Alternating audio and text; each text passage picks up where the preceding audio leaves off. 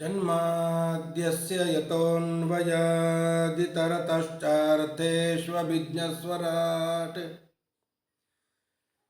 ತೇನೇ ಬ್ರಹ್ಮಹೃದಾಯ ಆದಿಕವಯೇ ಮುಹ್ಯಂತಿ M ಸೂರಯಃ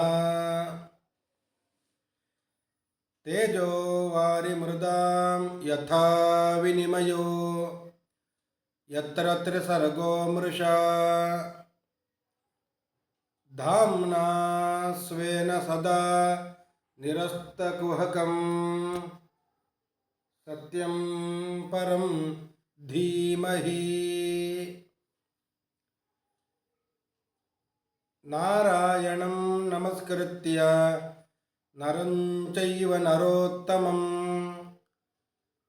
ದೇವೀಂ ಸರಸ್ವತೀಂ ವ್ಯಾಸಂ ತತೋ ಜಯಮುದೀರಯೇ.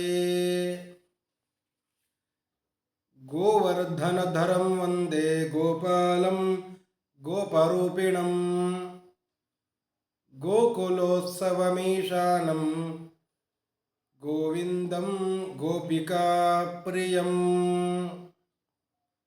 ಶ್ರೀಗುರುಭ್ಯೋ ನಮಃ. ಹರಿ ಓಂ.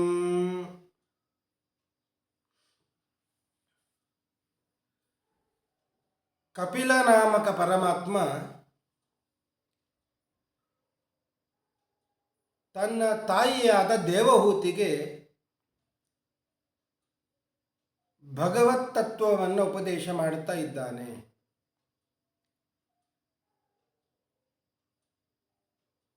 ದೇವರಲ್ಲಿ ಭಕ್ತಿಯನ್ನು ಮಾಡಬೇಕು. ಆ ಭಕ್ತಿ ಹೇಗಿರಬೇಕು? ಯಾವುದೇ ಒಂದು ಉದ್ದೇಶವನ್ನು ಇಟ್ಟುಕೊಂಡು ದೇವರಲ್ಲಿ ಭಕ್ತಿಯನ್ನು ಮಾಡಬಾರದು. ಅನಿಮಿತ್ತ ಭಾಗವತಿ ಭಕ್ತಿ ಸಿದ್ಧೇಹೆ ಗರೀಯಸಿ. ಯಾವುದೇ ನಿಮಿತ್ತವಿಲ್ಲದೆ ದೇವರಲ್ಲಿ ಭಕ್ತಿಯನ್ನು ಮಾಡಬೇಕು ಅಂತ ಹೇಳಿ ಅಂತಹ ಭಕ್ತಿಯಿಂದ ಧ್ಯಾನವನ್ನು ಮಾಡಬೇಕು. ಎಂತಹ ಭಗವಂತನನ್ನು ಧ್ಯಾನ ಮಾಡಬೇಕು ಅಂದರೆ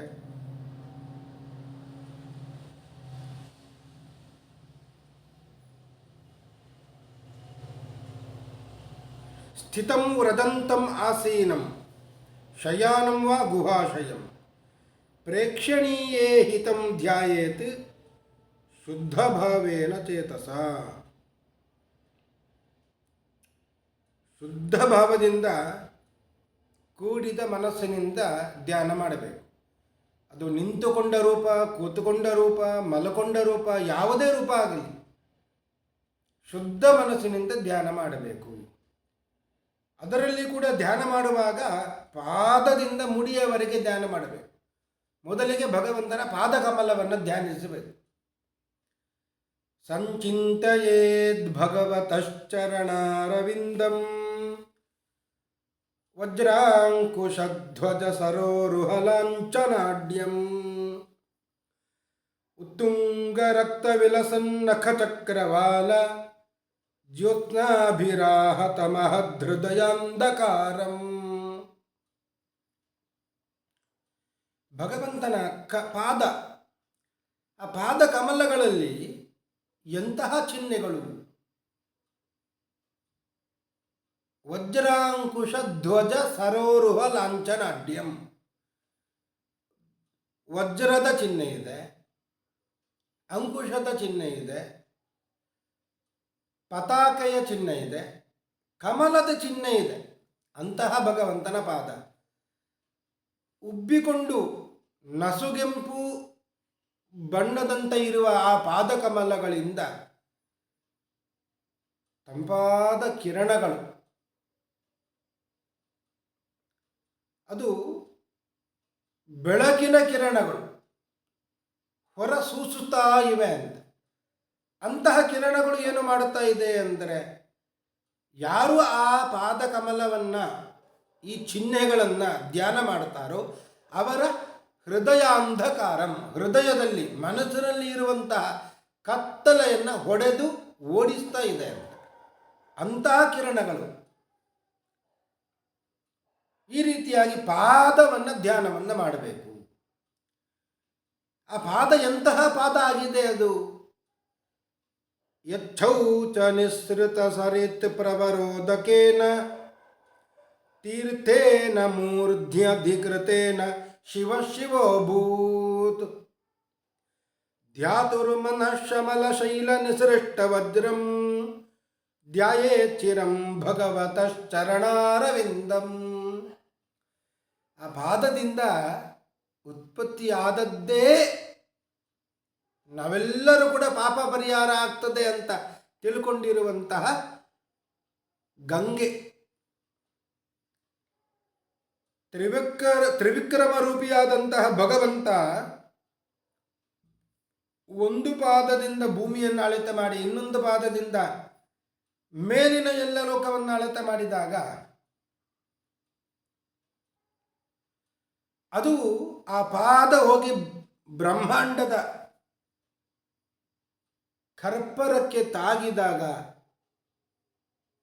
ಅಲ್ಲಿಂದ ನೀರು ಬಂತು. ಆ ನೀರನ್ನು ಬ್ರಹ್ಮದೇವರು ಕಮಂಡಲುವಿನಲ್ಲಿ ತುಂಬಿಸಿಕೊಂಡರು. ಆ ತ್ರಿವಿಕ್ರಮ ರೂಪಿ ಭಗವಂತನ ಪಾದವನ್ನು ಪ್ರಕ್ಷಾಳನೆ ಮಾಡಿದ್ದರು. ಅದೇ ನೀರು ಕೆಳಗೆ ಹರಿತಾ ಬರುವಾಗ ಗಂಗೆಯಾಗಿ ಹರಿತಾ ಬಂದರು.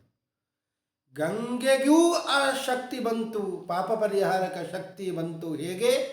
ಅದು ಭಗವಂತನ ಪಾದ ತೊಳೆದ ನೀರು ಅಂತ. ಅಂತಹ ನೀರನ್ನು ಧರಿಸಿಕೊಂಡವರು ಯಾರು? ಮೊದಲಿಗೆ ರುದ್ರದೇವರು ಧರಿಸಿಕೊಂಡರು. ಶಿವಶಿವೋಭೂತ್. ರುದ್ರದೇವರು ಅಂದರೆ ಅವರಿಗೆ ಹೆಸರು ಶಿವ ಅಂತ. ಯಾಕೆ? ಮಂಗಳ ರೂಪಿಯವ. ಅಂತಹ ಮಂಗಳ ರೂಪಿಯಾದಂತಹ ಭಗವಂತ ಶಿವನೇ ಆ ಗಂಗೆಯನ್ನ ಪಾದ ತೊಳೆದ ನೀರು, ತ್ರಿವಿಕ್ರಮ ರೂಪಿ ಭಗವಂತನ ಪಾದ ತೊಳೆದ ನೀರನ್ನು ಶಿರಸ್ಸಿನಲ್ಲಿ ಧರಿಸಿಕೊಂಡಿದ್ದರಿಂದ ಮೊದಲೇ ಮಂಗಳ ರೂಪಿಯಾದಂತಹ ಶಿವ ಮತ್ತಷ್ಟು ಮಂಗಳನಾದ. ಶಿವ ಶಿವೋಭೂತ್. ಯಚ್ಛೌಚ ನಿಸೃತ ಸರಿತ್ ಪ್ರವರೋದಕೇನ ತೀರ್ಥೇನ ಮೂರ್ಧ್ನಿ ಅಧಿಕೃತೇನ ಶಿವ ಶಿವೋಭೂತ್. ಆ ಜಟೆಯಲ್ಲಿ ಧರಿಸಿಕೊಂಡದ್ದರಿಂದಲೇ ರುದ್ರದೇವರು ಮೊದಲೇ ಮಂಗಳಕರ, ಮತ್ತಷ್ಟು ಮಂಗಳಕರ ಆದರು. ಒಂದೊಂದು ಚಿಹ್ನೆಯಿಂದಲೂ ಕೂಡ ಒಂದೊಂದು ಫಲ ಇದೆ. ನಮಗೆ ಧ್ಯಾನ ಮಾಡಬೇಕು. ಧ್ಯಾತು ಮನಶ್ಶಮಲ ಶೈಲ ನಿಸೃಷ್ಟವಜ್ರಂ. ವಜ್ರದ ಧ್ಯಾನ ಮಾಡಬೇಕು. ಭಗವಂತನ ಪಾದದಲ್ಲಿ ವಜ್ರದ ಚಿಹ್ನೆ ಇದೆ, ವಜ್ರಾಯುಧದ ಚಿಹ್ನೆ ಇದೆ. ಈ ವಜ್ರಾಯುಧ ಏನು ಮಾಡುತ್ತದೆ? ವಜ್ರಾಯುಧ ನಿಜವಾಗಿಯೂ ಯಾರಲ್ಲಿ ಇರುವಂಥದ್ದು? ಇಂದ್ರನಲ್ಲಿ ಇರುವಂಥದ್ದು. ಇಂದ್ರ ವಜ್ರಾಯುಧದಿಂದ ಏನು ಮಾಡ್ತಾ ಇದ್ದ? ಪರ್ವತಗಳ ರೆಕ್ಕೆಯನ್ನು ಪುಡಿ ಮಾಡ್ತಾ ಇದ್ದ. ಪರ್ವತಗಳನ್ನು ಹೊಡೆದು ಉರುಳಿಸ್ತಾ ಇದ್ದ. ಪರ್ವತಗಳಿಗೆ ಮೊದಲು ರೆಕ್ಕೆ ಇತ್ತು, ಹಾರಿಕೊಂಡು ಎಲ್ಲೆಲ್ಲೋ ಹೋಗ್ತಾ ಇದ್ದವು ಅಂತ. ಇಂದ್ರ ವಜ್ರಾಯುಧದಿಂದ ಘಾತ ಮಾಡಿ ಆ ರೆಕ್ಕೆಯನ್ನೆಲ್ಲ ಉರುಳಿಸಿದ ಅಂತ. ನಾವು ಕೂಡ ಭಗವಂತನ ಪಾದದಲ್ಲಿ ಇರುವ ವಜ್ರಾಯುಧ, ವಜ್ರವನ್ನು ಸ್ಮರಿಸಿಕೊಂಡ್ರೆ ಸಾಕು. ಪರ್ವತದಷ್ಟು ಪಾಪಗಳು ಇದ್ದರೂ ಕೂಡ ಅದೆಲ್ಲ ಹೊಡೆದು ಭಗವಂತ ಅದನ್ನು ಹೊಡೆದು ಉರುಳಿಸಿ ಬಿಡ್ತಾನೆ. ಆ ಪಾಪವನ್ನು ಪರಿಹಾರ ಮಾಡಿ ಬಿಡ್ತಾನೆ.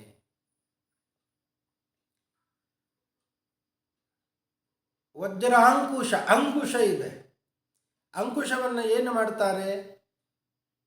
ಆನೆಯ ಮೇಲೆ ಪ್ರಯೋಗ ಮಾಡ್ತಾರೆ. ಕೇವಲ ಆನೆಗೆ ಅಲ್ಲ, ಮದಭರಿತವಾದಂತಹ ಆನೆಗೆ ಅಂಕುಶವನ್ನು ಹಾಕಿದರೆ ಅದರ ಮದ ಇಳಿದು ಹೋಗ್ತದೆ. ಆ ಆನೆಯನ್ನು ಅಂಕುಶದಿಂದ ನಿಯಮನ ಮಾಡಬಹುದು. ನಾವು ಆ ಅಂಕುಶವನ್ನು ಚಿಂತಿಸಿದರೆ ಸಾಕು, ನಮ್ಮ ಮನಸ್ಸನ್ನು ನಿಯಂತ್ರಿಸಬಹುದು. ಮದಭರಿತವಾದಂಥ ಆನೆ ಅಂದರೆ ಯಾವುದು? ಮನಸ್ಸು. ಯಗ್ಗಿಲ್ಲದೆ ಎಲ್ಲೆಲ್ಲೋ ಹೋಗ್ತಾ ಇದೆ. ದೇವರನ್ನು ಬಿಟ್ಟು ಎಲ್ಲೆಲ್ಲಿ ಹೋಗ್ತಾ ಇದೆ. ಅಂತಹ ಮನಸ್ಸನ್ನು ನಿಯಂತ್ರಣ ಭಗವಂತ ಮಾಡುತ್ತಾನೆ. ಈ ಅಂಕುಶದಿಂದ ನಿಯಂತ್ರಣ ಮಾಡ್ತಾನೆ. ವಜ್ರಾಂಕುಶ ಧ್ವಜ, ಇನ್ನೊಂದು ಚಿಹ್ನೆ ಧ್ವಜ. ಧ್ವಜ ಅಂದರೆ ಪತಾಕೆ. ಈ ಪತಾಕೆಯನ್ನು ಧ್ಯಾನ ಮಾಡಿದರೆ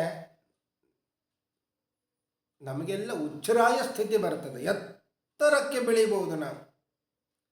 ಪತಾಕೆ ಇರುವುದು ಎಲ್ಲಿ? ಒಂದು ಕಂಬವನ್ನು ಹಾಕಿ ಆ ಕಂಬದ ತುದಿಯಲ್ಲಿ ಎತ್ತರದಲ್ಲಿ ಪತಾಕೆ ಹಾರುತ್ತಾ ಇರುತ್ತದೆ. ಅಂತಹ ಧ್ವಜವನ್ನು ಸ್ಮರಿಸಿದರೆ, ಭಗವಂತನ ಪಾದದಲ್ಲಿ ಇರುವ ಧ್ವಜವನ್ನು ಸ್ಮರಿಸಿಕೊಂಡರೆ ನಮ್ಮ ಕೀರ್ತಿಯು ಕೂಡ ಎತ್ತರಕ್ಕೆ ಹೋಗ್ತದೆ. ನಾವು ಕೂಡ ಉಚ್ಚರಾಯ ಸ್ಥಿತಿಯನ್ನು ಏರಬಹುದು. ವಜ್ರಾಂಕುಶ ಧ್ವಜ ಸರೋರುಹ ಲಾಂಛನಾಢ್ಯಂ. ಸರೋರುಹ ಅಂತ ಅಂದರೆ ಕಮಲವನ್ನೇ ಧ್ಯಾನ ಮಾಡಬೇಕಂತೆ. ಕಮಲ ಅಂತ ಲಕ್ಷ್ಮಿಗೂ ಹೆಸರು. ಹಾಗೆಯೇ ಕಮಲ ಅಂದರೆ ತಾವರೆ. ಈ ತಾವರೆಯನ್ನೇ ಆಸನ ಮಾಡಿಕೊಂಡವಳು ಯಾರು? ಪದ್ಮಾಲಯ. ಅದು ಲಕ್ಷ್ಮೀದೇವಿ. ಹೀಗೆ ಆ ಪದ್ಮವನ್ನು ಚಿಂತನೆ ಮಾಡಿದರೆ, ಕಮಲವನ್ನು ಚಿಂತನೆ ಮಾಡಿದರೆ ಆ ಲಕ್ಷ್ಮಿಯೇ ನಮ್ಮ ಮನೆಗೆ ಓಡೋಡಿ ಬರ್ತಾಳೆ. ಕಮಲಾಲಯ ಅಂತ ಹೆಸರು ಅವಳು. ಹೀಗೆ ಧ್ಯಾತು ಮನಃಶಮಲಶೈಲ ನಿಸೃಷ್ಟವಜ್ರಂ ಧ್ಯಾಯೇಚ್ಚಿರಂ ಭಗವತಶ್ಚರಣ ಅರವಿಂದಂ. ಹೀಗೆ ಧ್ಯಾನವನ್ನು ಮಾಡುವಾಗ ಭಗವಂತನ ಪಾದದಿಂದ ಆರಂಭಿಸಿ ಧ್ಯಾನವನ್ನು ಪ್ರಾರಂಭ ಮಾಡಬೇಕು.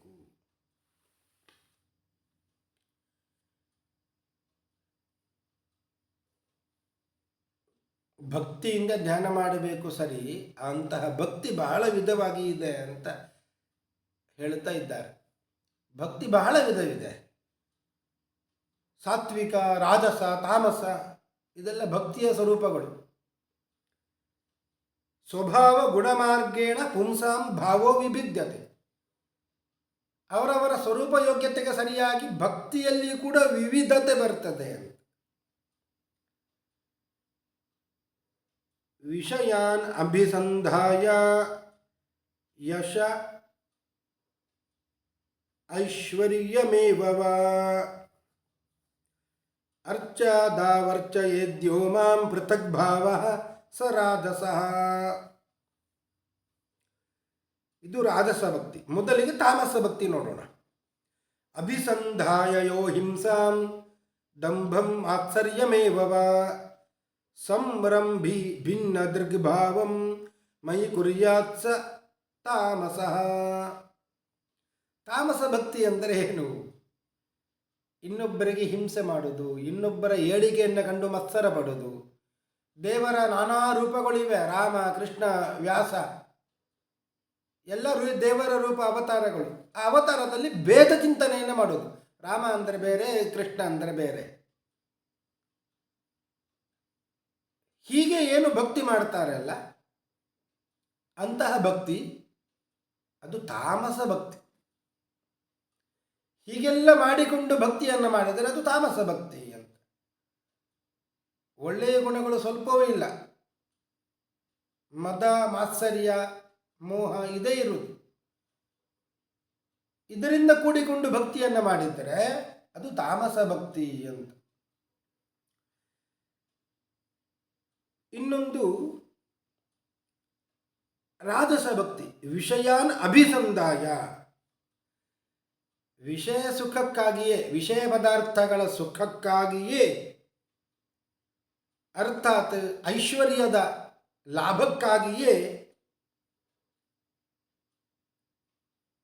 ದೇವರ ರೂಪಗಳಲ್ಲಿ ಭೇದ ಚಿಂತನೆಯನ್ನು ಮಾಡ್ತಾ ಭಕ್ತಿಯನ್ನು ಮಾಡುವಂಥದ್ದು ಏನಿದೆ, ಇದು ರಾಜಸ ಭಕ್ತಿ ಅಂತ.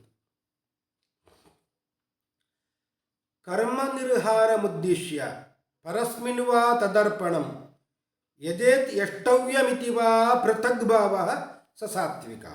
ಇನ್ನೊಂದು ಸಾತ್ವಿಕ ಭಕ್ತಿ ಹೇಳ್ತಾ ಇದ್ದಾರೆ. ಕರ್ಮ ನಿರ್ಹಾರ ಮುದ್ದಿಶ್ಯ. ಕರ್ಮ ನಿರ್ಹಾರ ಅಂದರೆ ಪಾಪ ಪರಿಹಾರ ಆಗಲಿ ಅಂತ. ಪಾಪ ಪರಿಹಾರವಾಗಲಿ. ಪರಸ್ಮಿನ್ವಾ ತದರ್ಪಣಂ, ಭಗವಂತನಲ್ಲಿಯೇ ಸಮರ್ಪಣೆ ಮಾಡುವ ಸಲುವಾಗಿ. ಯಜೇತಿ ಎಷ್ಟವ್ಯಮಿತೀವ, ಶಾಸ್ತ್ರವಿಹಿತವಾದ ಕರ್ತವ್ಯ, ಯಾವುದ್ಯಾವುದನ್ನು ಮಾಡುವುದಲ್ಲ, ಶಾಸ್ತ್ರವಿಹಿತವಾದ ಕರ್ತವ್ಯವನ್ನು ಮಾಡುವಂಥದ್ದು.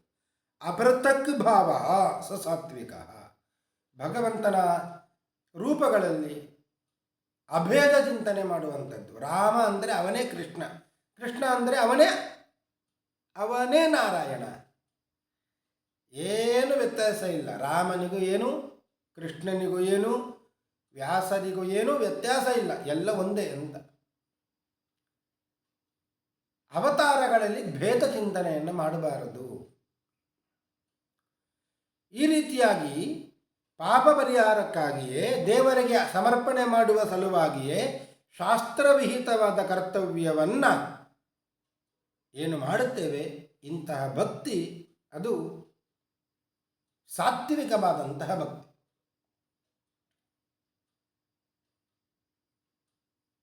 ಶಾಸ್ತ್ರವಿಹಿತವಾದ ಕರ್ತವ್ಯ ಮಾಡಬೇಕು. ಶಾಸ್ತ್ರ ಏನು ಹೇಳುತ್ತದೆ ಅದನ್ನು ಮಾಡಬೇಕು.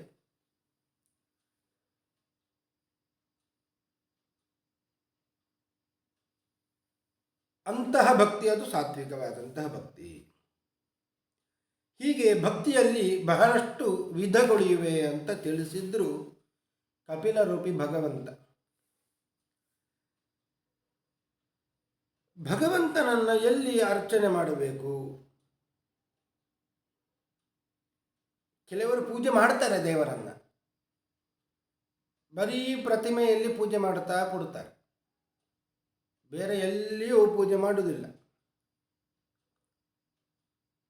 ಅಹಂ ಸರ್ವೇಷು ಭೂತೇಷು ಭೂತಾತ್ಮ ವಸ್ಥಿತ ಸದಾ ತಂ ಅವಜ್ಞಾಯ ಮಾಮರ್ತ್ಯ ಕುರುತೆ ಅರ್ಚಾ ವಿಡಂಬನಂ. ಕಪಿಲರೂಪಿ ಭಗವಂತ ಹೇಳ್ತಾನೆ, ನಾನು ಎಲ್ಲರಲ್ಲಿಯೂ ಇದ್ದೇನೆ, ಅದನ್ನು ಮರೆತು ಬರೀ ಪ್ರತಿಮೆಯಲ್ಲಿ ದೇವರಿದ್ದಾನೆ ಅಂತ ತಿಳ್ಕೊಂಡು ಅದಕ್ಕೆ ಪೂಜೆ ಮಾಡ್ತಾ ಕೂತ್ರೆ ಅಂದು ವಿಡಂಬನೆಯ ಪೂಜೆ. ಅರ್ಚಾ ವಿಡಂಬನಂ, ಕೇವಲ ವಿಡಂಬನೆ ಮಾತ್ರ ಅದು.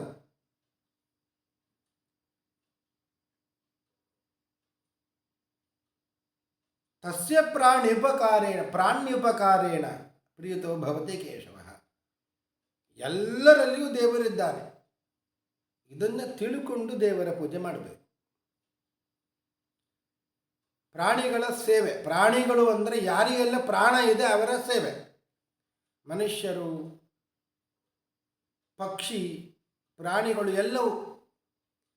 ಎಲ್ಲರಲ್ಲಿಯೂ ಪ್ರೀತಿ ಮಾಡಬೇಕು, ಎಲ್ಲರನ್ನು ಕೂಡ ಸತ್ಕರಿಸಬೇಕು. ತಸ್ಯ ಪ್ರಾಣ್ಯುಪಕಾರೇಣ, ಪ್ರಾಣಿಗಳಿಗೆ ಎಲ್ಲ ಜೀವನಿಗೆ ಉಪಕಾರ ಮಾಡುವುದರಿಂದಲೇ ಪ್ರೀತೋ ಭವತಿ ಕೇಶವ, ಭಗವಂತ ಪ್ರೀತನಾಗ್ತಾನೆ. ಇದು ಮಧ್ವಗುರುಗಳ ಆಶಯ. ಭಾಗವತದಲ್ಲಿ ಹೇಳಿದ್ದನ್ನೇ ಮಧ್ವಗುರುಗಳು ಹೇಳಿದ್ದು. ವೇದವ್ಯಾಸರು ಏನು ಹೇಳಿದ್ದಾರೆ ಅದನ್ನೇ ಹೇಳಿದ್ದು. ತಸ್ಯ ಪ್ರಾಣ್ಯುಪಕಾರೇಣ ಪ್ರೀತೋ ಭವತಿ ಕೇಶವ, ಎಲ್ಲ ಪ್ರಾಣಿಗಳಿಗೆ ಉಪಕಾರ ಮಾಡಿದರೆ ಆಗ ಭಗವಂತ ಪ್ರೀತನಾಗ್ತಾನೆ. ಸೇವೆಯನ್ನು ಮಾಡಬೇಕು ಅಂತ, ಎಲ್ಲರ ಸೇವೆಯನ್ನು ಮಾಡಬೇಕು. ಸೇವೆ ಇಲ್ಲದ ಭಕ್ತಿ, ಭಕ್ತಿ ಇಲ್ಲದ ಸೇವೆ, ಅದು ಅಪರಿಪೂರ್ಣ ಅಂತ. ಸೇವೆಯೂ ಬೇಕು, ಭಕ್ತಿಯೂ ಬೇಕು, ಆಗ ಅದು ಪರಿಪೂರ್ಣ ಆಗ್ತದೆ. ಯೋ ಮಾಂ ಸರ್ವೇಷು ಭೂತೇಷು ಸಂತಂ ಆತ್ಮಾನಮೀಶ್ವರಂ ಹಿತ್ವಾರ್ಚಾಂ ಭಜತೆ ಮೌಢ್ಯಾತ್ ಭಸ್ಮನ್ಯೇವ ಜಿಹೋತಿ ಸಹ. ಇನ್ನೂ ಮುಂದೆ ಹೋಗಿ ಹೇಳ್ತಾರೆ, ಯೋ ಮಾಂ ಸರ್ವೇಷು ಭೂತೇಷು, ನಾನು ಎಲ್ಲರಲ್ಲಿಯೂ ಇದ್ದೇನೆ. ಸಂತಂ ಆತ್ಮಾನಮೀಶ್ವರಂ, ಅದನ್ನು ಬಿಟ್ಟು ಹಿತ್ವಾರ್ಚಾಂ ಭಜತೆ ಮೌಢ್ಯಾತ್, ಮೌಢ್ಯದಿಂದ ಬರೀ ಕಲ್ಲಿನಲ್ಲಿ ದೇವರಿದ್ದಾನೆ ಅಂತ ತಿಳ್ಕೊಂಡು ಕಲ್ಲಿನ ಪೂಜೆ ಮಾತ್ರ ಮಾಡ್ತಾ ಕೂತಾರೆ. ಭಸ್ಮನ್ಯೇವ ಜುಹೋತಿ ಸಹ, ಭಸ್ಮದಲ್ಲಿ ಆಹುತಿ ಕೊಟ್ಟಂತೆ. ಅಗ್ನಿಯಲ್ಲಿ ಆಹುತಿ ಕೊಟ್ಟರೆ ಅದು ಹುತ ಆಗಿ ದೇವರಿಗೆ ಸೇರ್ತದೆ, ಸುಟ್ಟು ಹೋಗಿ ದೇವರಿಗೆ ಸೇರ್ತದೆ. ಭಸ್ಮದಲ್ಲಿ ಆಹುತಿ ಕೊಡ್ತೇನೆ ಅಂದರೆ ಹಾಕಿದ ದ್ರವ್ಯ ಅದು ಹಾಗೆ ಉಳಿತದೆ. ಅಗ್ನಿಯಲ್ಲಿ ಆಹುತಿ ಕೊಡಬೇಕು, ಭಸ್ಮದಲ್ಲಿ ಅಲ್ಲ. ಹಾಗೆಯೇ ಎಲ್ಲರಲ್ಲಿಯೂ ದೇವರನ್ನು ನೋಡಬೇಕು. ಅದು ಬಿಟ್ಟು ಬರೀ ಪ್ರತಿಮೆಯಲ್ಲಿ ದೇವರನ್ನು ನೋಡ್ತೇನೆ, ಗಂಟೆ ಕಟ್ಟಲೆ ಪೂಜೆ ಮಾಡ್ತೇನೆ ಅಂದರೆ ಅದು ಭಸ್ಮದಲ್ಲಿ ಆಹುತಿ ಕೊಟ್ಟಂತೆ ವ್ಯರ್ಥ ಅಂತ ಕಪಿಲರೂಪಿ ಪರಮಾತ್ಮ ಹೇಳ್ತಾನೆ. ಎಲ್ಲರಲ್ಲೇ ಎಲ್ಲರ ಸೇವೆಯನ್ನು ಕೂಡ ಮಾಡಬೇಕು.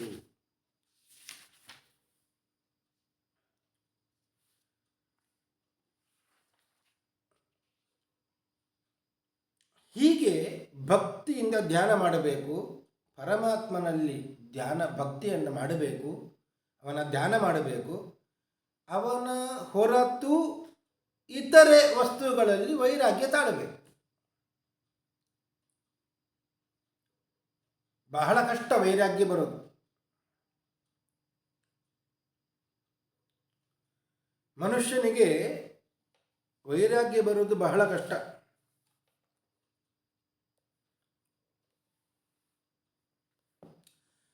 ತಾನು ಸುಖವನ್ನು ಅನುಭವಿಸಬೇಕು ಅಂತ ಹಣ ಮಾಡಲಿಕ್ಕೆ ತೊಡಗುತ್ತಾನೆ. ಸಂಸಾರವನ್ನು ನಿಭಾಯಿಸಬೇಕು, ಹೆಂಡತಿ ಮಕ್ಕಳನ್ನು ರಕ್ಷಣೆ ಮಾಡಬೇಕು ಅಂತ ಅನ್ಯಾಯ ಮಾರ್ಗವನ್ನು ತುಳಿತಾನೆ. ಅವನಿಗೆ ಕೊನೆವರೆಗೂ ವೈರಾಗ್ಯ ಎಂಬುದೇ ಬರುವುದಿಲ್ಲ. ಕೊನೆಯ ಪರಿಸ್ಥಿತಿ ಬಹಳ ಕಷ್ಟ ಆಗ್ತದೆ. ಕಿವಿ ಕೇಳುವುದಿಲ್ಲ, ನಡಲಿಕ್ಕೆ ಬರುವುದಿಲ್ಲ, ಕಣ್ಣು ಕಾಣುವುದಿಲ್ಲ. ಆದರೂ ಆಸೆಗೆ ಏನು ಕಡಿಮೆ ಮಾಡುವುದಿಲ್ಲ. ಇಂತಹ ಪರಿಸ್ಥಿತಿಯಲ್ಲಿ ಯಮದೂತರು ಬಂದು ಭಯಂಕರವಾದ ರೂಪವನ್ನು ತೋರಿಸಿ ಭಯಗೊಳಿಸಿ ಕರ್ಕೊಂಡು ಹೋಗಿಬಿಡ್ತಾರೆ. ಕರ್ಕೊಂಡು ಹೋಗುವಾಗ ಆದರೂ ಚೆನ್ನಾಗಿ ಕರ್ಕೊಂಡು ಹೋಗ್ತಾರೋ ಕೇಳಿದರೆ ಇಲ್ಲ, ಬಹಳ ಕಷ್ಟದಿಂದ ಕರ್ಕೊಂಡು ಹೋಗ್ತಾರೆ, ಕಷ್ಟ ಕೊಟ್ಟು ಕರ್ಕೊಂಡು ಹೋಗ್ತಾರೆ.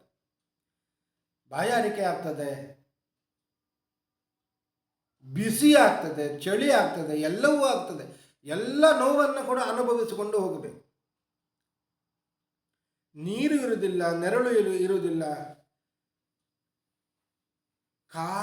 ಕಾದಂತಹ ಮರಳಿನ ಮೇಲೆ ನಡೆಸಿಕೊಂಡು ಹೋಗ್ತಾರೆ. ಹೋಗಲೇಬೇಕು. ಯಾಕೆ ಅಂದರೆ ಯಮದೂತರು ಎಳ್ಕೊಂಡು ಹೋಗ್ತಾ ಇರುತ್ತಾರೆ.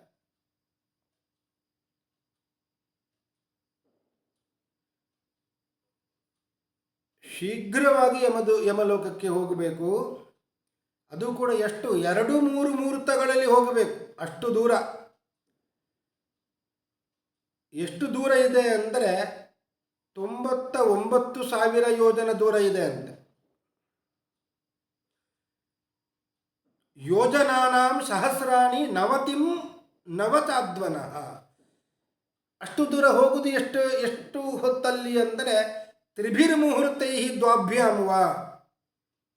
ಕೆಲವರಿಗೆ 3 ಮುಹೂರ್ತ ಇರುತ್ತದೆ, ಕೆಲವರಿಗೆ 2 ಮುಹೂರ್ತ.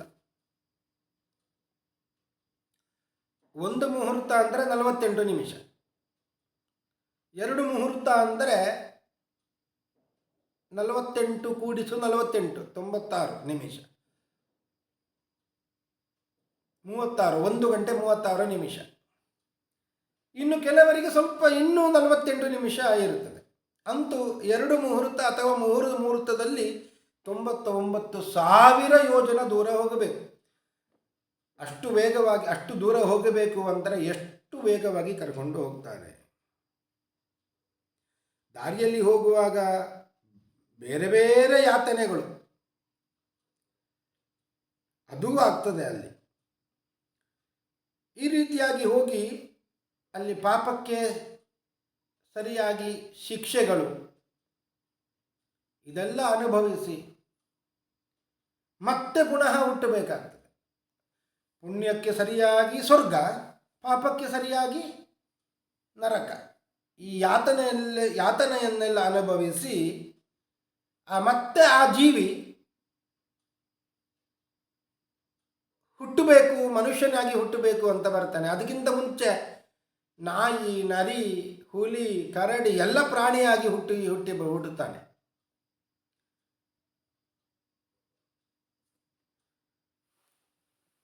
ಅಧಸ್ತಾತ್ ನರಲೋಕಸ್ಯ ಯಾವತೀರಿ ಯಾತನಾದಯ ಕ್ರಮಶಃ ಸಮನುಕ್ರಮ್ಯ ಪುನರತ್ರ ವ್ರಜೇಚ್ಯುಚಿ.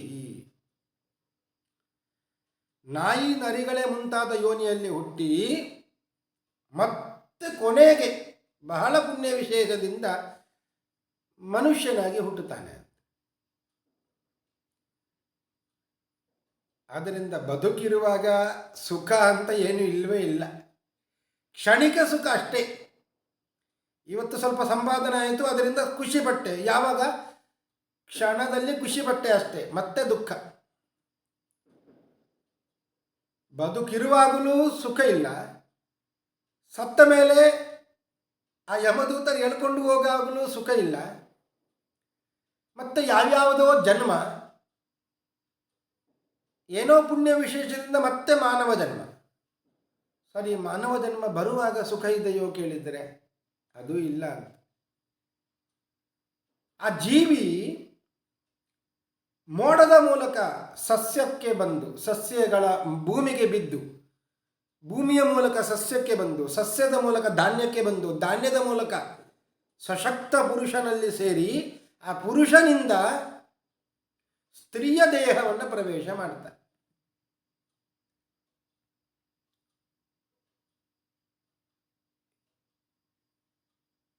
ಪ್ರವೇಶ ಮಾಡಿ ಕರ್ಮಣ ದೈವನೇತ್ರೇಣ ಜಂತುರ್ ದೇಹೋಪತ್ತಯೇ ಸ್ತ್ರೀಯಾ ಪ್ರವಿಷ್ಟ ಉದರಂ ಪುಂಸೋ ರೇತಕ್ಕಣಾಶ್ರಯ. ಕಲಲ ಅಂತ ರೂಪವನ್ನು ತಾಳುತ್ತಾನೆ ಸ್ತ್ರೀಯ ದೇಹದಲ್ಲಿ. 5 ರಾತ್ರಿಗಳಲ್ಲಿ ಬುದ್ಬುದ ನೊರೆಯ ರೂಪದಲ್ಲಿ ಇರುತ್ತಾನೆ. 10 ದಿನಗಳಲ್ಲಿ ಬೋರೆಯ ಹಣ್ಣಿನ ರೂಪಕ್ಕೆ ಬರ್ತಾನೆ. ನಂತರ ಮಾಂಸದ ಮುದ್ದೆ ಅಥವಾ ಮೊಟ್ಟೆಯ ಆಕಾರವನ್ನು ಹೊಂದುತ್ತಾನೆ. 1 ತಿಂಗಳಿನಲ್ಲಿ ಅವನಿಗೆ ತಲೆ ಬರ್ತದೆ, 2 ತಿಂಗಳಲ್ಲಿ ಕೈಕಾಲು ಬರ್ತದೆ, 3ನೇ ತಿಂಗಳಲ್ಲಿ ಉಗುರು, ರೋಮ, ಎಲುಬು, ಚರ್ಮ. ಮಾತ್ರವಲ್ಲ, 3ನೇ ತಿಂಗಳಲ್ಲಿ ಹೆಣ್ಣೋ ಗಂಡೋ ಸೂಚಿಸುವಂತಹ ಚಿಹ್ನೆಗಳು ಉತ್ಪತ್ತಿ ಆಗ್ತವೆ. 4ನೇ ತಿಂಗಳಲ್ಲಿ ಮಾಂಸ ಮೊದಲಾದ ಧಾತುಗಳ ಉತ್ಪತ್ತಿ ಆಯಿತು. 5ನೇ ತಿಂಗಳಲ್ಲಿ ಹಸಿವು, ಬಾಯಾರಿಕೆ ಉತ್ಪತ್ತಿ ಆಯಿತು. 6ನೇ ತಿಂಗಳಲ್ಲಿ ಗರ್ಭದ ಚೀಲದಿಂದ ಆವರಿಸಲ್ಪಡುತ್ತಾನೆ, ಬಲಭಾಗಕ್ಕೆ ತಿರುಗುತ್ತಾನೆ.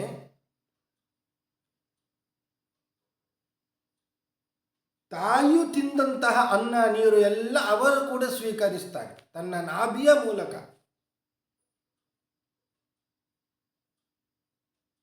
ತಾಯಿ ಸ್ವೀಕಾರ ಮಾಡುವ ಆಹಾರ ಅದು ಉಪ್ಪು, ಖಾರ, ಹುಳಿ ಎಲ್ಲವನ್ನು ಸ್ವೀಕಾರ ಮಾಡ್ತಾನೆ. ಆ ಪುಟ್ಟ ಮಗು ಹೊಟ್ಟೆಯಲ್ಲಿ ಈ ರೀತಿಯಾಗಿ ಎಷ್ಟು ಕಷ್ಟಪಡುತ್ತದೆ. ಅದು ಇರುದಿಯಲ್ಲಿ ಅಂದರೆ ಕ್ರಿಮಿಕೀಟಗಳು, ಮಲಮೂತ್ರಗಳು ಇರುವ ಜಾಗದಲ್ಲಿ ಕ್ರಿಮಿಕೀಟಗಳು ಉತ್ಪತ್ತಿ ಆಗುತ್ತಾ ಇರುತ್ತವೆ, ಅಲ್ಲಿ ಇರುತ್ತಾನೆ. ಖಾರ ಆಗ್ತದೆ, ಉಪ್ಪು ಆಗ್ತದೆ, ಏನು ಹೇಳಲಿಕ್ಕೆ ಬರುವುದಿಲ್ಲ. ಆ ಕ್ರಿಮಿಕೀಟಗಳು ಕಚ್ಚುತ್ತಾ ಇರ್ತವೆ, ಯಾರಲ್ಲಿ ಹೇಳಬೇಕು. ಕ್ಷಣ ಕ್ಷಣಕ್ಕೆ ಮೂರ್ಛಿತನಾಗ್ತಾನೆ ಅಂತ.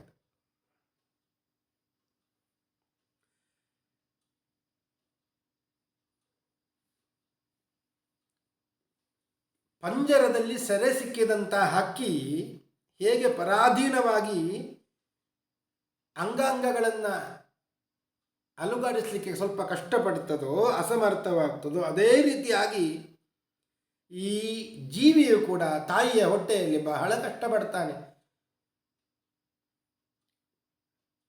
ಆಗ ಅದೃಷ್ಟದ ಕರುಣೆ, ಭಗವಂತ ಅವನಿಗೆ ಸ್ಮರಣ ಶಕ್ತಿ ಕೊಡ್ತಾನೆ. ಎಷ್ಟು ಜನ್ಮದ ಸ್ಮರಣೆ? ತತ್ರ ಲಬ್ಧ ಸ್ಮೃತಿರೀ ದೈವಾತಿ ಕರ್ಮ ಜನ್ಮ ಶತೋದ್ಭವಂ. 100 ಹಿಂದಿನ ಜನ್ಮದ ಸ್ಮರಣೆ ಕೊಡ್ತಾನೆ ಅಂತ. ಏನೆಲ್ಲ ಪಾಪಕರ್ಮವನ್ನು ಮಾಡಿದ್ದೇನೆ ಎಲ್ಲವೂ ನೆನಪಾಗ್ತದೆ. ಯಾರ್ಯಾರಿಗೆ ಅನ್ಯಾಯ ಮಾಡಿದ್ದೇನೆ, ಎಂತಹ ಕಾರ್ಯ ದುಷ್ಕೃತ್ಯ ಮಾಡಿದ್ದೇನೆ, ಎಲ್ಲವೂ ನೆನಪಾಗ್ತದೆ. ಪಶ್ಚಾತ್ತಾಪ ಆಗ್ತದೆ, ಯಾಕೆ ಹೀಗೆ ಮಾಡಿದೆ ನಾನು. ಒಮ್ಮೆ ನಿಟ್ಟಿಸುರಿ ಬಿಡ್ತಾನೆ. 7ನೇ ತಿಂಗಳಿಗೆ ಬರುವಾಗ ಜ್ಞಾನಶಕ್ತಿ ಬರುತ್ತದೆ. ಒಂದೆಡೆ ನಿಲ್ಲಿಕ್ಕೆ ಆಗುವುದಿಲ್ಲ. ಎಲ್ಲೆಲ್ಲೋ ಆ ಗರ್ಭದ ಚೀಲದಲ್ಲಿ ತಿರುಗುತ್ತಾ ಇರ್ತಾನೆ. ಪರಮಾತ್ಮನನ್ನ ಪ್ರಾರ್ಥನೆ ಮಾಡಿಕೊಳ್ಳುತ್ತಾನೆ ಅಂತ. ಅಯ್ಯೋ ಭಗವಂತ, ಎಷ್ಟು ಕಷ್ಟ ಇದೆ, ಎಂತಹ ಪಾಪಕರ್ಮಗಳನ್ನು ಮಾಡಿದ್ದೇನೆ ನಾನು. 100 ಜನ್ಮದ ಸ್ಮರಣೆ ದೇವರು ಕೊಟ್ಟಿದ್ದಾನೆ. ಆ ಎಲ್ಲ ಜನ್ಮದ ಸ್ಮರಣೆ ಬಂದು, ಆ ಪಾಪಕೃತ್ಯದ ಸ್ಮರಣೆ ಬಂದು, ಅನ್ಯಾಯದ ಸ್ಮರಣೆ ಬಂದು, ದೇವರೇ ನನ್ನನ್ನು ಇನ್ನೂ ಹುಟ್ಟಿಸಬೇಡ ನೀನು,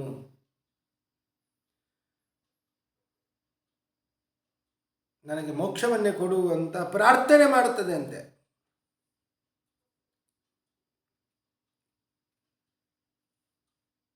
ಆಗ ಪ್ರಸೂತಿ ವಾಯು ತಳುತ್ತದೆ, ತಲೆ ಕೆಳಗಾಗಿ ಇರುತ್ತಾನೆ. 10ನೇ ತಿಂಗಳಲ್ಲಿ ಹೊರಗೆ ಬರ್ತಾನೆ. ಹೊರಗೆ ಬಂದಾಗ ಹಿಂದಿನ ಜನ್ಮದ ಸ್ಮರಣೆ ಯಾವುದೂ ಇರುವುದಿಲ್ಲ. ಆ ಕಾಲದಲ್ಲಿ ಮಾತ್ರ, ಆ ಕಾಲದಲ್ಲಿ ದೇವರ ಸ್ಮರಣೆ ಕೊಡ್ತಾರೆ. ಅದನ್ನು ನೆನೆಸಿಕೊಂಡು ಪ್ರಾರ್ಥನೆ ಮಾಡುತ್ತದೆ, ಇನ್ನು ಈ ಗರ್ಭಕ್ಕೆ ನಾನು ಬರಬಾರದು. ಹುಟ್ಟಿದ ಕೂಡಲೇ ಅದು ಎಲ್ಲ ಹೋಗಿಬಿಡುತ್ತದೆ ಸ್ಮರಣೆ. ಅಳುತ್ತದೆ, ಅಳ್ಳಿಕ್ಕೆ ಪ್ರಾರಂಭ ಮಾಡಿತು ಆ ಜೀವಿ. ನಂತರದ ಕಷ್ಟ ಎಲ್ಲರಿಗೂ ಗೊತ್ತಿರುವಂಥದ್ದು. ಹಸಿವಾಗ್ತದೆ ಅಂತ ಅತ್ತರೆ ಸಾಕು, ತಾಯಿ ಬಂದು ಕಹಿಯಾದ ಔಷಧಿ ಕೊಡ್ತಾಳೆ. ಹಸಿವಿಲ್ಲ, ಏನೋ ತೊಂದರೆ ಆಗಿದೆ, ಅತ್ತರೆ ಹಾಲು ಕೊಡ್ತಾಳೆ. ಹಸಿವಾಗಿದೆ ಅಂತ ಅತ್ತರೆ ಏನೋ ಔಷಧ ಕೊಡ್ತಾಳೆ. ನಿಜವಾಗಿಯೂ ಹುಷಾರಿಲ್ಲ ಅಂತ ಅತ್ತರೆ ಹಾಲು ಕೊಡ್ತಾಳೆ. ನಾನಾ ಕ್ರಿಮಿಕೀಟಗಳು, ಆಗತಾನೆ ಬೆವರಿನಿಂದ ಉತ್ಪತ್ತಿಯಾದಂತಹ ಸೊಳ್ಳೆ ಮೊದಲಾದ ಪ್ರಾಣಿಗಳು ಕಚ್ಚಿದ್ದರೆ ತುರಿಸಿಕೊಳ್ಳಿಕ್ಕೂ ಆಗುವುದಿಲ್ಲ, ಸಾಮರ್ಥ್ಯ ಇರುವುದಿಲ್ಲ, ಅಳುತ್ತದೆ. ಅದು ಹತ್ತಿದ್ದು ಯಾಕೋ, ಸಮಾಧಾನ ಮಾಡುವುದು ಯಾಕೋ, ಈ ರೀತಿಯಾಗಿ ಆಗ್ತದೆ. ಹೀಗೆ ಮತ್ತೆ ಮಾತು ಬಂತು, ಮಾತಿನಿಂದ ಬೇಡವಾದ ಮಾತುಗಳು, ಕಿವಿ ಕೇಳಲಿಕ್ಕೆ ಶುರುವಾಯಿತು, ಬೇಡವಾದ ಕಥೆಯನ್ನು ಕೇಳುವಂಥದ್ದು. ಕಣ್ಣು ಒಳ್ಳೆ ಕಾಣುತ್ತದೆ ಅಂದರೆ ಬೇಡವಾದ ದೃಶ್ಯವನ್ನು ನೋಡುವಂಥದ್ದು. ಹೀಗೆ ಒಂದೊಂದೇ ಪ್ರಾರಂಭ ಆಯಿತು. ಯವನಕ್ಕೆ ಬಂದ, ಮದುವೆಯಾದ, ಮಕ್ಕಳಾದರು, ಸಂಸಾರದಲ್ಲಿ ಬಿದ್ದ. ಕುಟುಂಬ ಭರಣೆ ಸಂಸಾರದಲ್ಲಿಯೇ ಇದ್ದು ಸಂಸಾರ ನಿರ್ವಹಣೆಯನ್ನು ಮಾಡುವ ಸಲುವಾಗಿ ಮತ್ತೆ ಅನ್ಯಾಯ. ದೇವರಲ್ಲಿ ಬೇಡಿದ್ದ, ನನಗೆ ಇನ್ನೂ ಜನ್ಮ ಕೊಡಬೇಡ, ಆದರೆ ಎಲ್ಲವನ್ನು ಮರೆತಿದ್ದಾನೆ. ನಾನು ಇನ್ನೇನಾದರೂ ಹುಟ್ಟಿದೆ ಅಂತ ಆದರೆ ಯಾವ ಅನ್ಯಾಯವನ್ನು ಮಾಡುವುದಿಲ್ಲ ಅಂತ. ಆದರೆ ಯಾವ ಸ್ಮರಣೆ ಕೂಡ ಅವನಿಗೆ ಇಲ್ಲದೆ ಇನ್ನೂ 100 ಜನ್ಮಕ್ಕೆ ಆಗುವಷ್ಟು ಪಾಪಕರ್ಮವನ್ನೇ ಮಾಡ್ತಾನೆ. ಕೊನೆಗೆ ಮತ್ತೆ ಮುದಿತನ ಬಂದು ಯಮದೂತರು ಎಳ್ಕೊಂಡು ಹೋಗ್ತಾರೆ. ಹೀಗೆ ಜೀವನದಲ್ಲಿ ಹೊಟ್ಟೆಯಲ್ಲಿ ಇರುವಾಗಲೂ ಸುಖ ಇಲ್ಲ, ಬೆಳೆಯುತ್ತಾ ಇರುವಾಗಲೂ ಸುಖ ಇಲ್ಲ, ಮುದಿತನದಲ್ಲಿ ಅಂತೂ ಸುಖ ಇಲ್ಲವೇ ಇಲ್ಲ. ಈ ರೀತಿಯಾಗಿ ಸುಖವೇ ಇಲ್ಲದ ಜೀವನ ಇದು. ಆದ್ದರಿಂದ ಮಾನವ ಜನ್ಮ ದೊಡ್ಡದು. ಮನುಷ್ಯ ಜನ್ಮ ಬಂದಿದೆ ಅಂದರೆ ಅದನ್ನು ಸಾರ್ಥಕಪಡಿಸಿಕೊಳ್ಳಬೇಕು. ಕ್ಷಣವಾದರೂ ದೇವರನ್ನು ಚಿಂತಿಸಬೇಕು, ಧ್ಯಾನಿಸಬೇಕು, ದೇವರಲ್ಲಿ ಭಕ್ತಿಯನ್ನು ಮಾಡಬೇಕು, ಪ್ರಾಣಿ ಉಪಕಾರವನ್ನು ಮಾಡಬೇಕು. ಆಗ ಜೀವನ ಸಾರ್ಥಕ ಆಗ್ತದೆ ಅಂತ ಭಗವಂತ, ಕಪಿಲರೂಪಿ ಭಗವಂತ ಉಪದೇಶ ಮಾಡಿದ್ದಾನೆ. ದೇವಹೂತಿಗೆ ತತ್ವಜ್ಞಾನ ಉಂಟಾಯಿತು, ಬಹಳ ಸಂತೋಷ ಆಯಿತು. ಮೋಕ್ಷವನ್ನೇ ಪಡಿತಾಳೆ ಅಂತ ಪ್ರಾರ್ಥನೆ ಮಾಡ್ತಾಳೆ. ಎಂತಹ ಅನುಗ್ರಹ ಮಾಡಿದ್ದಿ ಭಗವಂತ ನೀನು, ನೀನು ಭಕ್ತರಿಗೆ ಎಷ್ಟು ಅನುಗ್ರಹ ಮಾಡುತ್ತೀ ಅಂತ ನನ್ನನ್ನು ಕಂಡು ನಾನು ಅರಿತೆ. ಎಂತಹ ಭಗವಂತ ನೀನು! ಇಡೀ ಬ್ರಹ್ಮಾಂಡವನ್ನೇ ನಿನ್ನ ಉದರದಲ್ಲಿ ಧರಿಸಿದವ ನೀನು. ನಿನ್ನನ್ನು ನಾನು ಉದರದಲ್ಲಿ ಧರಿಸಿದ್ದೇನೆ. ಎಷ್ಟು ಅನುಗ್ರಹ ಮಾಡಿದ್ದಿ!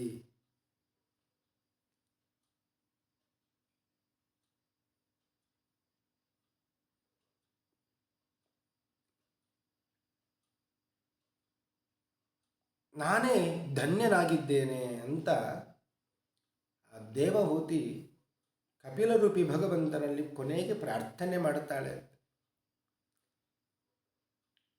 ಎಲ್ಲರನ್ನು ಧರಿಸಿದ ನೀನು ನನ್ನ ಉದರವನ್ನು ಪ್ರವೇಶ ಮಾಡಿದ್ದೀಯ, ಅನುಗ್ರಹ ಮಾಡಿದ್ದೀಯಲ್ಲ ನೀನು. ಇದು ಭಕ್ತರ ಮಹಿಮೆ. ಪರಮಪೂಜ್ಯ ಯತಿಕುಲ ಚಕ್ರವರ್ತಿಗಳಾದ ನಮ್ಮ ಗುರುಗಳು ಒಂದು ಕಥೆಯನ್ನು ಹೇಳ್ತಾ ಇದ್ದರು. ಭಗವಂತ ದೊಡ್ಡವನ, ಭಕ್ತ ದೊಡ್ಡವನ ಅಂತ. ಒಮ್ಮೆ ಚರ್ಚೆ ಪ್ರಾರಂಭ ಆಯಿತು. ಎಲ್ಲರೂ ಹೇಳಿದ್ರು ಆಕಾಶ ತುಂಬ ದೊಡ್ಡದು ಅಂತ. ಯಾಕೆ? ಎಲ್ಲವನ್ನು ಮುಚ್ಚಿಬಿಟ್ಟಿದೆ ಅದು ಆಕಾಶ, ಆದ್ದರಿಂದ ಅದೇ ದೊಡ್ಡದು ಅಂತ. ಯಾರೋ ಒಬ್ಬ ಹೇಳಿದ ಆಕಾಶ ಏನು ದೊಡ್ಡದು, ಆಕಾಶವನ್ನೇ ಮೋಡ ಮುಚ್ಚಿಬಿಡ್ತದೆ, ಅದರಿಂದ ಮೋಡ ದೊಡ್ಡದು ಅಂತ ಹೇಳಿ.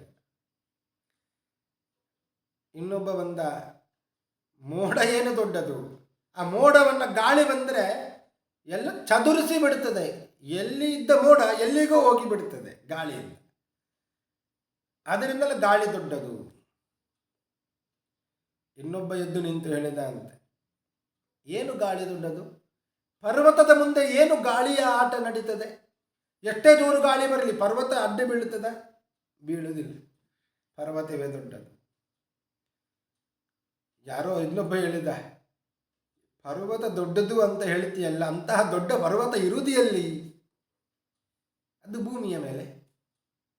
ಅಂತಹ ಪರ್ವತವನ್ನು ಹೊತ್ತುಕೊಂಡ ಭೂಮಿಯೇ ದೊಡ್ಡದಲ್ವೇ? ಹೌದು, ಭೂಮಿಯೇ ದೊಡ್ಡದು. ಸರಿ, ಭೂಮಿಯನ್ನು ಹೊತ್ತುಕೊಂಡವ ಯಾರು? ಇಡೀ ಬ್ರಹ್ಮಾಂಡವನ್ನು ಹೊತ್ತುಕೊಂಡವ ಯಾರು?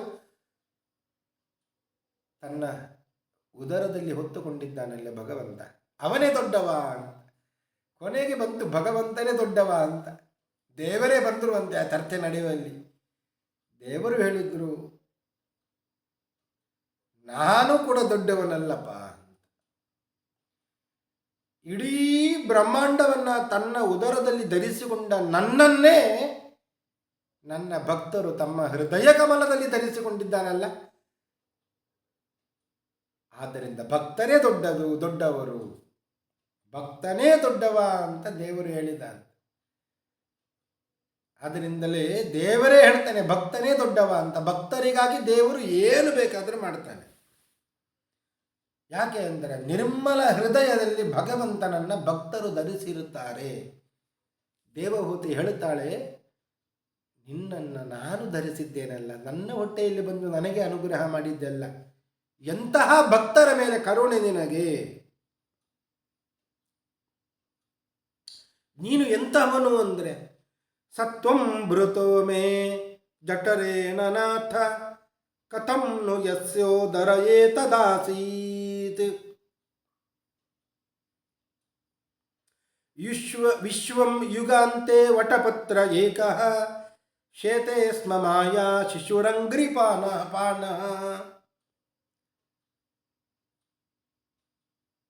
ಪ್ರಳಯಕಾಲ ಬಂದಾಗ ಎಲ್ಲರೂ ಕೂಡ ಇರುವುದಿಲ್ಲ, ಯಾರೂ ಇರುವುದಿಲ್ಲ. ಎಲ್ಲರನ್ನು ಕೂಡ ಭಗವಂತ ಏನು ಮಾಡ್ತಾನೆ, ತನ್ನ ಹೊಟ್ಟೆ ಒಳಗೆ ಸೇರಿಸಿಕೊಡ್ತಾನೆ. ಅಂತಹ ಭಗವಂತ ಏನು ಮಾಡ್ತಾನೆ,